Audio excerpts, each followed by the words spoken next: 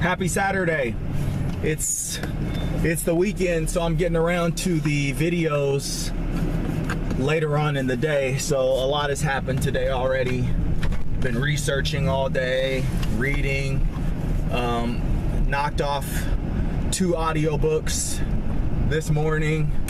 Got a lot of learning in, a lot of stuff about self-image today, and taking accountability on the positive and negatives of your life. Good stuff, really good stuff. The walk went awesome, 70 minutes. Had my first day back on sumos and conventionals today. That went well.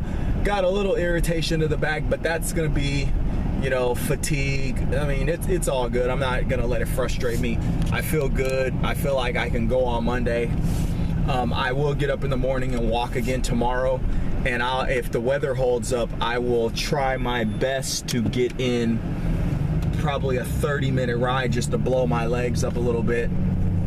I probably should be resting my legs, considering that I have to go into heavy trap bar deadlifts and hip thrust on Monday, but I really need to start getting on my board more because I've lost a bit of my nerve as far as speed is concerned, and I need to figure out how to get that back before the weather starts making the turn upward, you know, as far as like later spring and summer.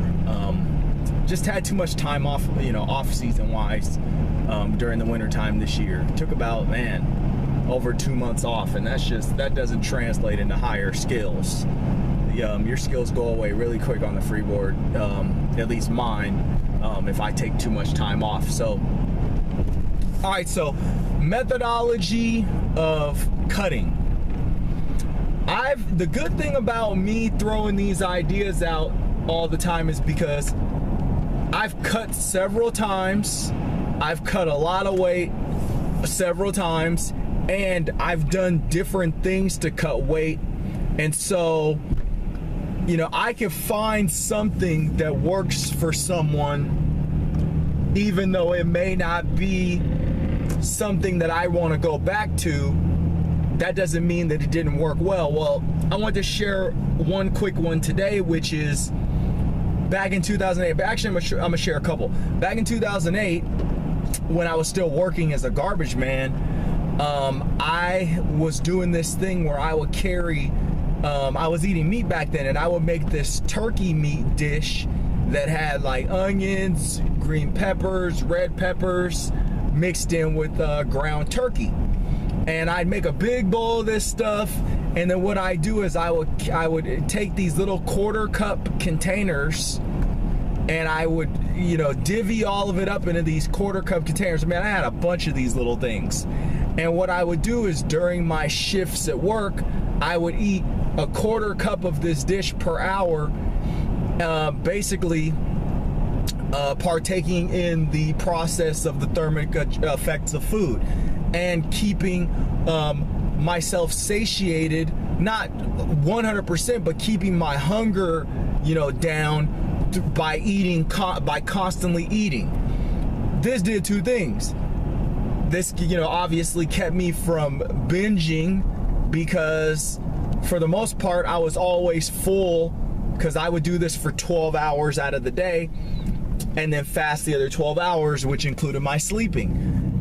It kept hunger down, but also I was not eating a lot of carbohydrates, and I was knocking off a lot of the protein intake that I needed per day because I was having meats. Now, try that. You know, I think that you should include some carbs. I don't think that you should do like I was doing and make it 100% protein, but give that a try. You know, if you like eating meat, you can also do it with eggs. You take these dishes, you build these protein-rich dishes.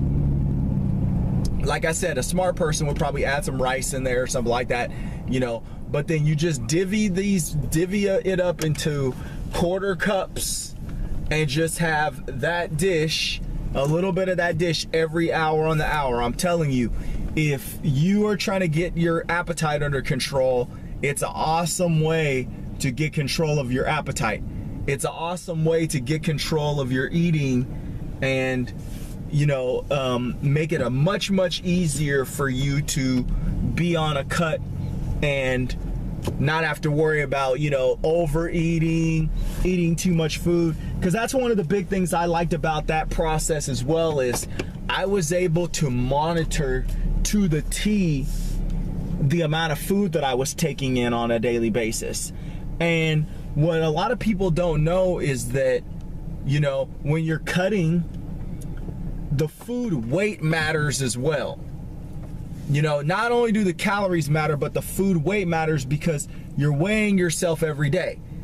I mean, does that matter about fat as far as like your body fat is concerned? No, but at the same time, it does something psychologically to you if you're like doing all this stuff, but yet you're waking up and the scale is at a higher weight.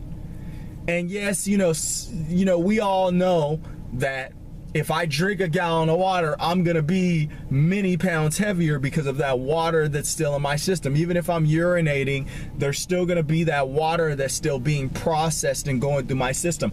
I'm not just gonna urinate all that water out because, my body's gonna be using that water to feed the cells and feed the muscles and joints and everything like that. So there's a process that this water has to go through before it is, urinated out. Well, that's the same thing obviously with food. Food has to go through your digestive tract, it has to go through your intestines. There's a process of your body grabbing what it needs, all the nutrients out of these foods, and then disposing of what it doesn't need or use. That takes time. Well, when I'm monitoring how much food I'm eating, then I know, okay, I had this much liquids that day, I had this much this day. I wake up and I know that if I'm a little heavier, it's only because of this. But in all honesty, if you control these numbers, and I say that, you want to, I don't know if it's going to be the same for them. I'm just going to talk about men that are mid-sized men like myself. I will focus on not trying to eat more than 3 pounds of food per day. And that's including fruits and vegetables. 3 pounds of food. Figure out a way that you can be satiated off of 3 pounds of food, and that cut's gonna go very good. Very good. So give it a try. I like to throw out some tips every now and again. I lost 30 pounds on that regiment in less than 3 months. It didn't even take me 3 months to lose 30 pounds. Cut 30 pounds. I was running a lot. I was doing a lot of running. I was actually running, this is before I injured my back. This is back then I was running every day pretty much until my body would say, no, you can't do it anymore. Every day I would go to the track and I would do full 400-meter sprints around the track and rest 1 minute between each one. I was in good shape back then. This is 2008.